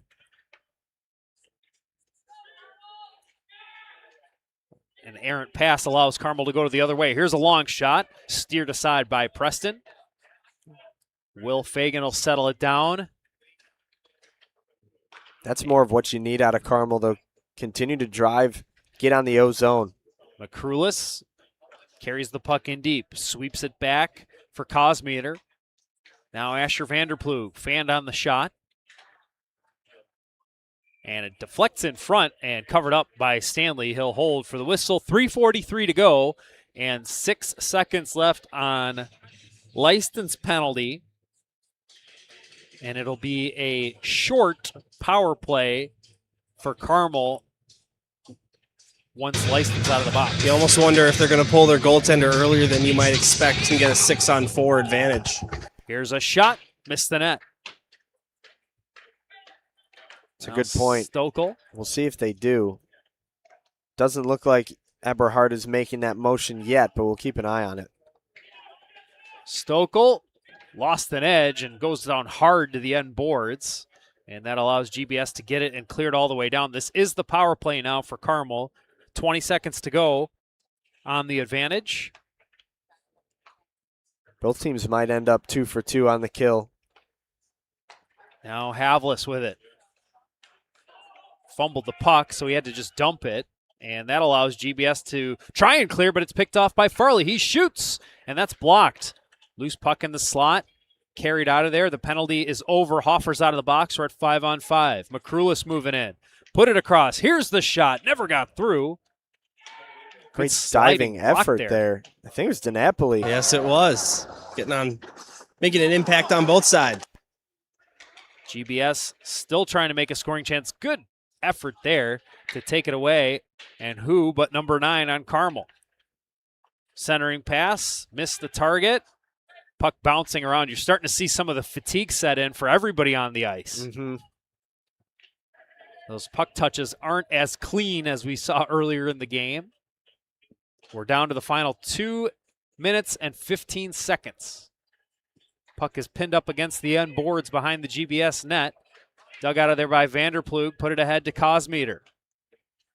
His pass to the middle is intercepted by Gornick. Eberhardt still has not made the call. Stanley still in his net. I guess Carmel hasn't had some secure possession in their offensive zone in a while. But we're under 2 minutes now with a 2-goal deficit. Now Marr is defended there by Vanderplug, and Vanderplug gives a shot at Marr, and it's going to be a power play here for Carmel. Vanderplug was battling there with Marr and gives him the extra shot, so he gets called for roughing. Carmel to the man advantage with 1:41 left. Let's see if the undisciplined penalty comes back to bite GBS. Timeout called here by PJ Eberhardt, and Carmel Catholic will draw up a play. Try and get something going with 101 seconds left in regulation. And they have Stanley on the bench. He's not even in the doorway. He is on the Carmel bench, so they're going to come out with 6 attackers and this straight into this power play. Really makes this opening draw of this power play super important because you have to secure that possession, because otherwise it could turn into a really quick empty net goal for Glenbrook South. But I want to go back. I think it was in the second period that we mentioned that Vanderplug may have gotten away with a penalty, and here we are with under 2 minutes to play in the game, and he gets called for one. So, what goes around comes around. Maybe that this is a little bit of justice for Carmel not getting that power play before, and now here they are in a spot where they absolutely need one, and they need to cash in.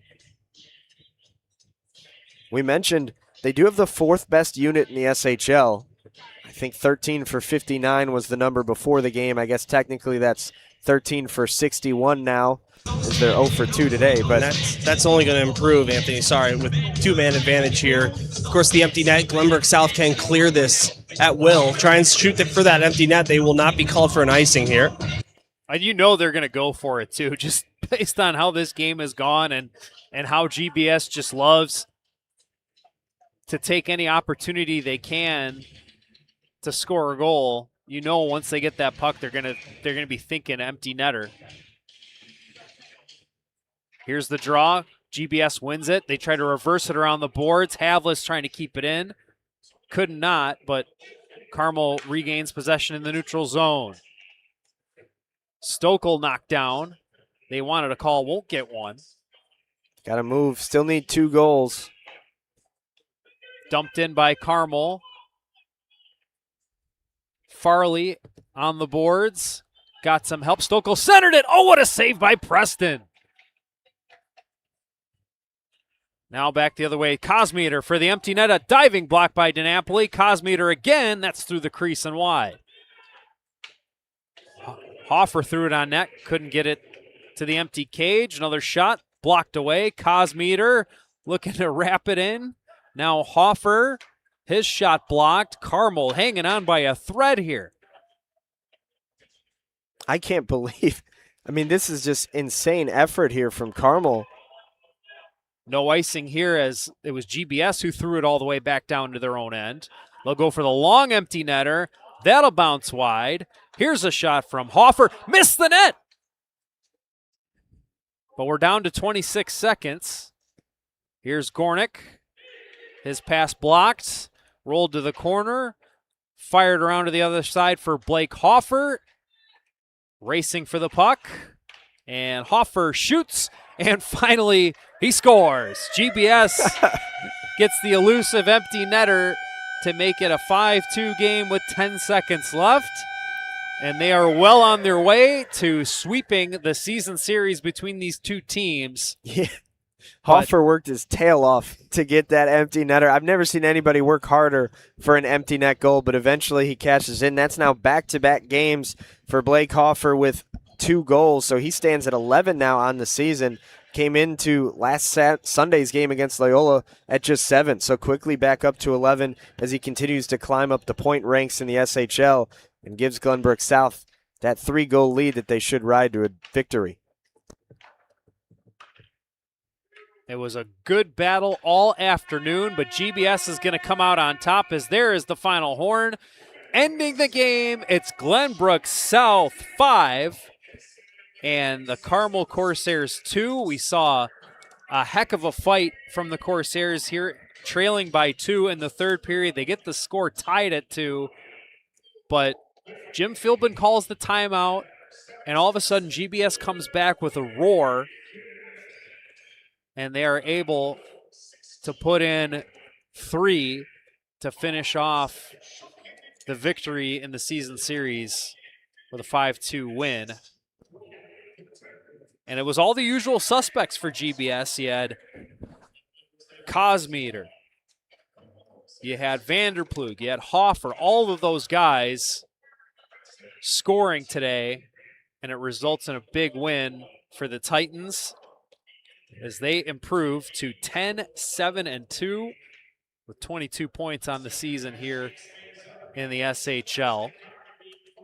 We're going to throw it down to Dylan Ward in just a moment for our Player of the Game interview, brought to you by the Loyola Hockey Club, the Loyola Academy Hockey Club, a tradition of excellence.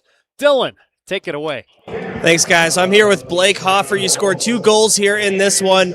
2 straight multi-goal games for you as well. You get the win over Carmel. What was the experience like overall playing at Allstate Arena today? Yeah, I mean, it's always nice playing this arena. It's cool to like play in a professional setting, and I think it's cool just for the guys to experience something like that, especially some of us being like our last year of high school hockey. It's always cool to play in this arena, no matter like what opponent, whatever game we play. I feel like it's always cool to play here. So You get the sweep over Carmel. The first 2 games maybe a little easier. When they scored 2 goals to tie it up, what was the message being sent by both Philbin and some of the leaders on the bench to just keep playing your game and come away with a 5-2 win? yeah, I mean, I think we were playing pretty good going into it, and then after that we kind of just let down. We kind of let kids get in the slot, and I mean, they had good shots at the end, but our message was to keep staying on them. And, you know, I mean, we're a talented enough team that if we stay on any team, they're always going to go away at the end of it. So I feel like the message just was to keep pressure down there and keep it going. All right, last one for you. What are you asking Santa Claus for Christmas this year? To be honest, it's something, either a new baseball mitt or I want to go skiing. So I'm always a big skier, so I'm asking for skis. You know, pretty much done growing, so I feel like it's a good gift. So hopefully I get it. Yeah. All right, thanks, Blake. Enjoy the break. Guys, back to you. Thanks, Dylan. You can tell Blake Hoffer was flying around that last shift, still a little bit out of breath. Yeah, he was catching his wind the whole time, but hey. He got that empty net goal as the reward there. No celebration either. It was just like as soon as he scored, it was like, whew, finally. Well, what an effort. GBS able to stem the tide from the Carmel Corsairs. They lose the lead, but they come right back with 3 to finish it off. And it is a 5-2 victory for GBS. For our crew, Matt Freeman, Gerard Broris, Jimmy Olson, Dylan Ward, Anthony Pasquale, I am Chris Dubiel. Thanking you for watching. We'll see you next time on Marquee Sports Network.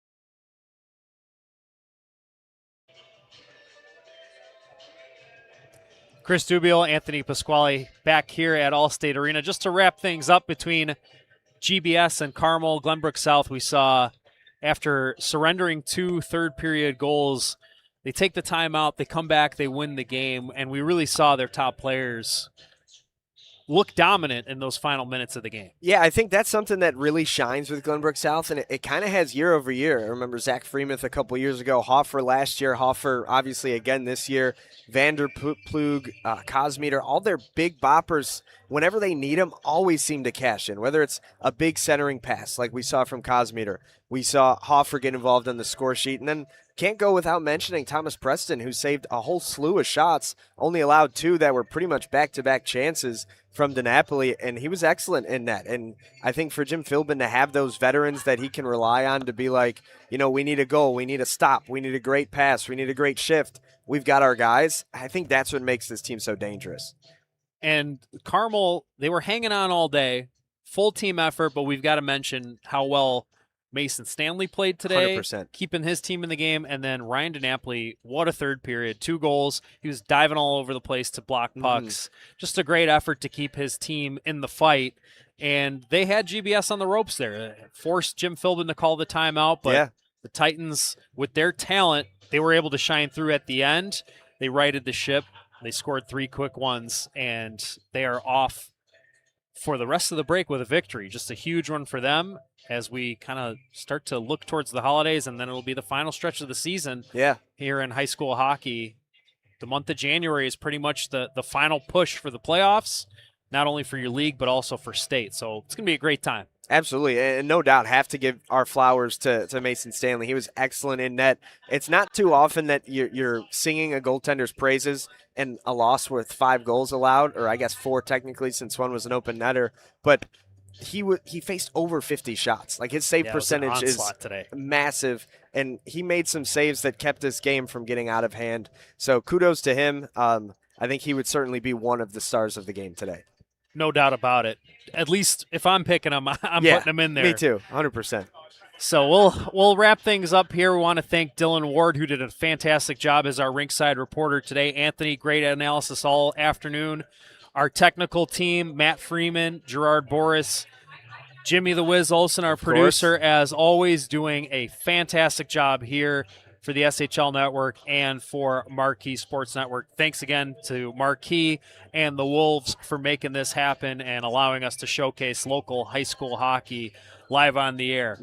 So for all of those folks, thank you for watching today's broadcast. We will see you next time here on Marquee Sports Network.